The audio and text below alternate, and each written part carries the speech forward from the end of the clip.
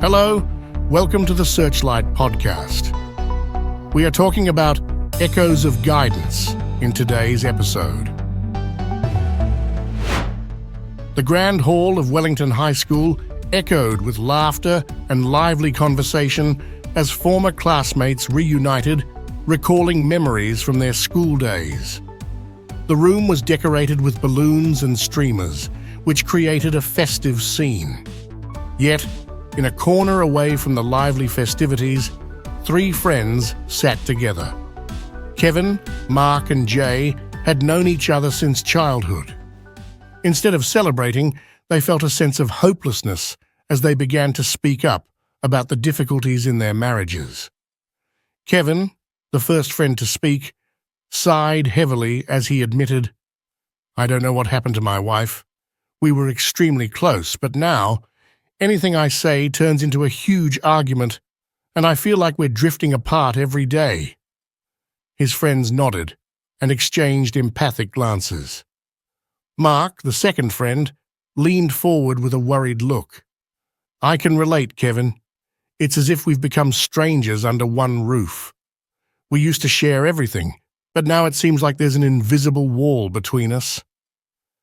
I just wish I knew how to break through it." Their third friend, Jay, who had been listening quietly, spoke up hesitantly. "I feel the same way, guys.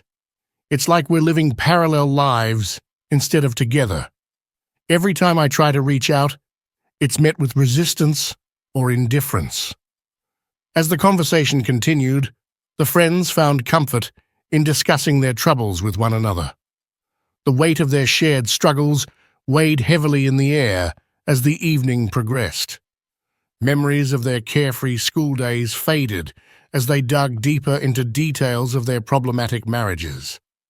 Kevin's voice broke with emotion as he described a recent quarrel with his wife that turned into a shouting match. "I don't even remember what we were fighting about anymore," he said, his eyes brimming with unshed tears. "It's like we're stuck in this endless cycle of hurt and hatred, and I don't know how to break free." Mark nodded in agreement, his heart heavy with grief. "I keep telling myself that things will improve if I simply work harder, but it feels like I'm hitting a brick wall." With a frustrated tone, he admitted, "No matter what I do, it's never enough."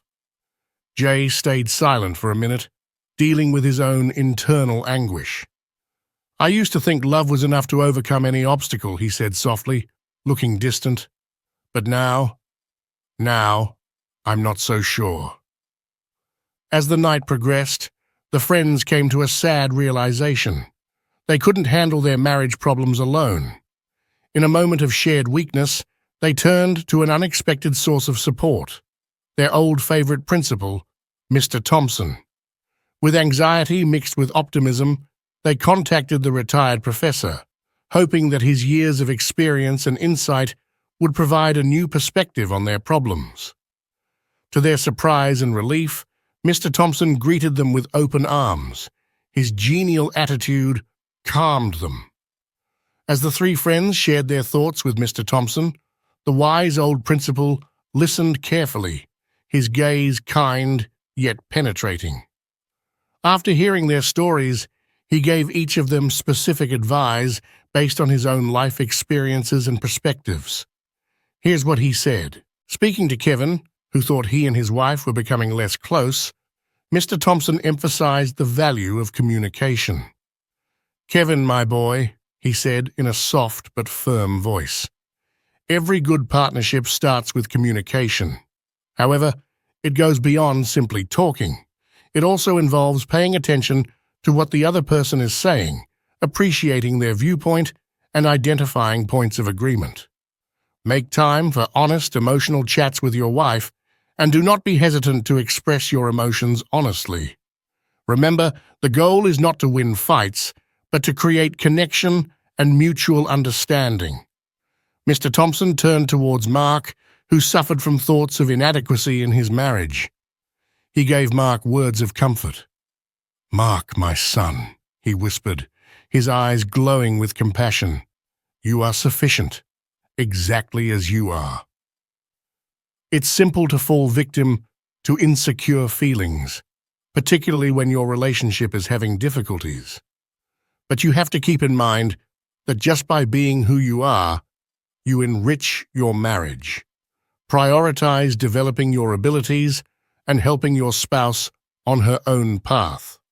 Above all, practice patience with yourself.